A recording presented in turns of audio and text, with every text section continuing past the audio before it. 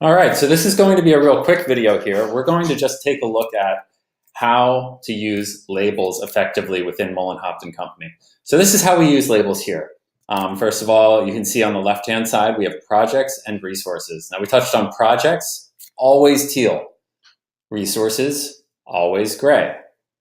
In to do and doing, we've got a number of different options here. So number one is green. Green means I'm actively working on it right now, right? So if I look at this list, that's my number one priority.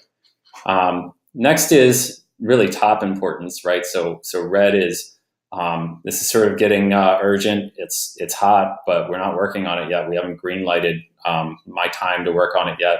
I mean, I'm available too, but as soon as I finish my immediate project, that should be the next thing unless I've got a due date coming up on a less important project.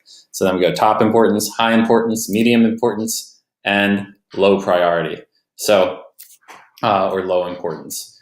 We're going to use that, and generally I try to drag the higher importance cards up towards the top of the list, right? So that I see my highest importance ones first, and starting at the very, very top, the number one priority. So I should always have one card that's green that I'm working on a given client. And then I have meeting topic or needs approval. So I often come across things that I get a little bit further along, and then I realize, you know what, shoot, rhinestones.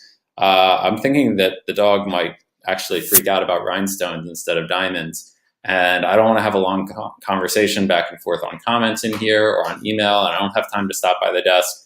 But we have our weekly meeting. That's a perfect time for this to come up, on the Pugsy project. So I'm going to bring that up at the meeting. Instead of it being purple, I'm going to make it blue.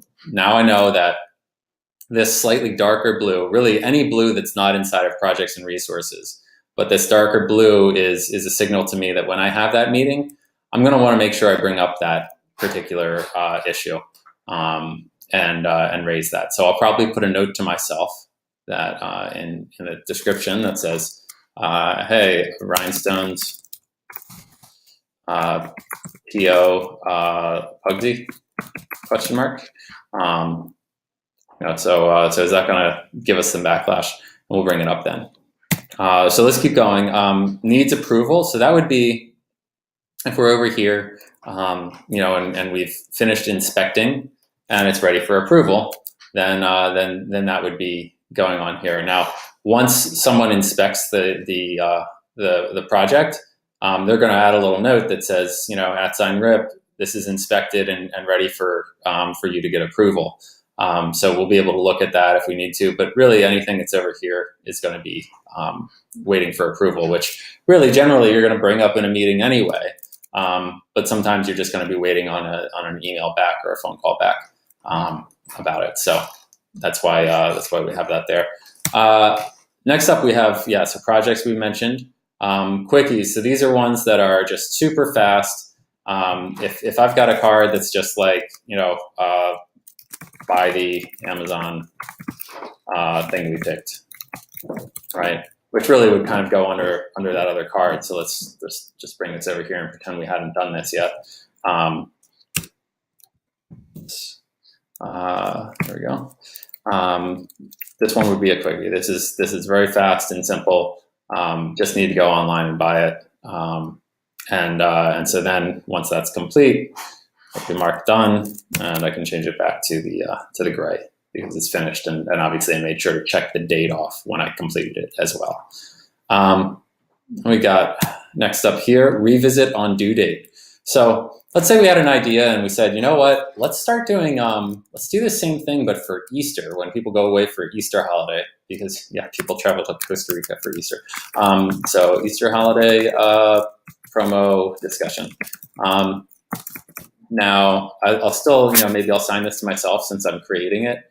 And I'm going to set the due date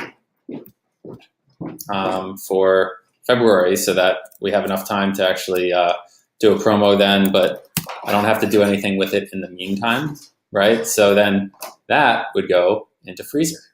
So that's a list that's further beyond these ones that we've discussed.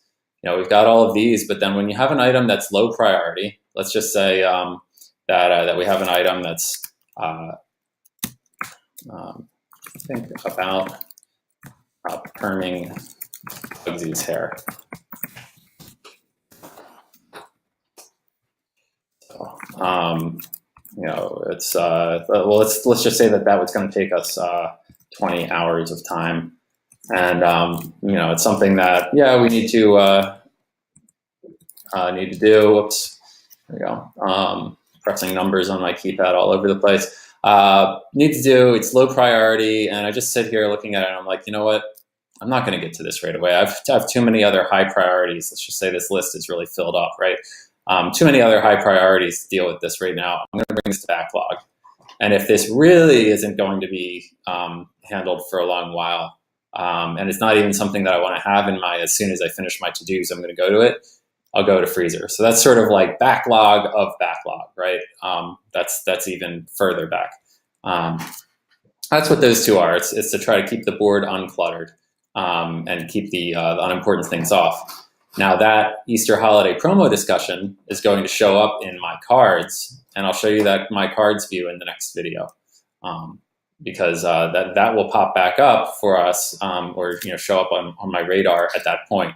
And I like to keep it in the backlog or freezer. If it's really like just something that's a pink, it should go in freezer always. But I like to keep it there so that way when we're browsing through and thinking about new ideas, we're able to easily find it. We could snooze that. But snoozing it really just that vanishes it from the board, and so someone might go and think about the Easter holiday and create a totally new card versus just going here and taking a look, right? So let's say RD, and maybe this will take us 4 hours, but it's just not worth discussing at this point. We need to get the other one out of the way first. So that's what that does. And then you can see resources and done. So we've already discussed those. We've got resources, so that's like, if we have a list of client notes and contact info, probably that's going to be on Box and Drive. But there are probably like some files that we want to just keep right in here. If there are, we can create extra resources. Otherwise, we just have that one resource, and we can also obviously attach. We would set up Box and Drive on here.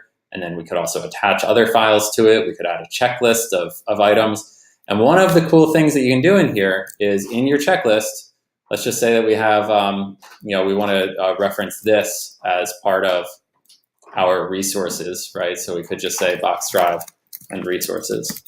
If we only end up needing one card, if there's enough that warrants splitting it out, we can do that too. But when we add a checklist, paste that in, now watch this, suddenly it's actually a card. So this is now linked.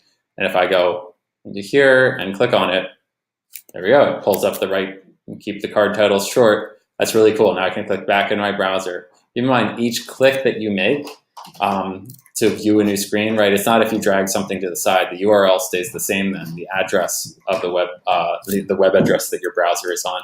But if you click into a card, it changes the URL. So I can click back and forward to go through sort of my history of looking at things. So that's another neat way that that Trello works. So that is it for this one. In the next one, we are going to take a look at my cards and what that view does for us.